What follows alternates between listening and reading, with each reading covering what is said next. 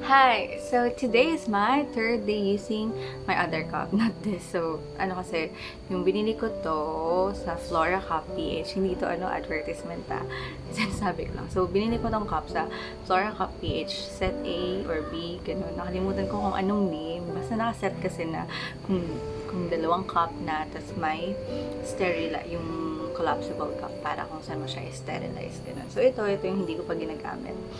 Tapos, ayun, third day ko na today. And, kamusta ang third day? So far, I think, yun nga, I went through the learning curve. Kasi nung una, diba, yun, madali na siya ipasok, pero nahirapan akong ilabas siya nung una, nung first day. As in, kasi syempre, hindi ko pa na-experience paano talaga siya tanggalin. But then, nung nag-realize ko na kung paano siya tanggalin, which is, yun nga, dapat mahanap mo muna to, and then magana mo siya para mawala yung suction. Plus, maganda yung Flora Cup kasi hindi ko sure kung makikita nyo, pero may butas.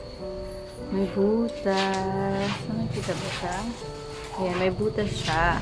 So, hindi ka magkakaproblema na mabilis siya matanggal. Kapag ginano mo, mabilis talaga yung makat yung or yung suction. Sa iba kasi, para may mga nababasa ako na nahirapan silang tanggalin. Baka wala kasing butas. Kaya very important din na pag nagpalit ka, ay kapag nagtanggal ka na, i-wash mo siya, tapos wash mo na yan. And make sure na walang singit-singit dito para madali mo siya matanggal. So, yung third day, that's yun. Yung first day ko, nahirapan akong tanggalin saglit. Pero after, nakuha ko na kung paano siya tanggalin, madali na siyang tanggalin. And then, madali na rin siya ipasok. And then, yung third day ko, hindi ko na kinailangan gumamit ng lubricant. Kaya ko na siya ipasok. Kaya ko na siya tanggalin.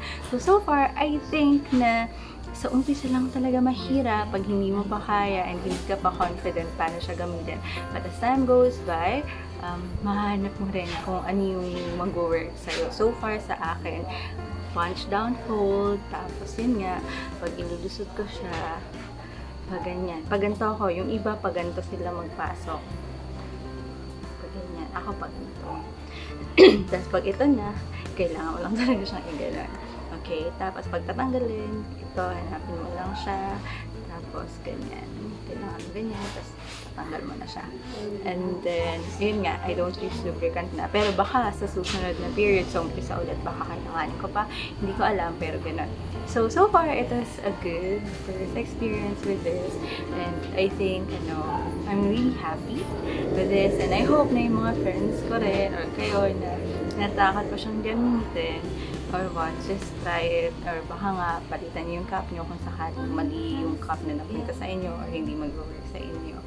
Just try and try as long as gusto niyo pa, diba? Kasi nga, hindi lahat daw. May mga tao talagang hindi sila into cup and they have the freedom to choose kung ano yung kailangan gusto nilang gamitin. Yun lang. Bye for now.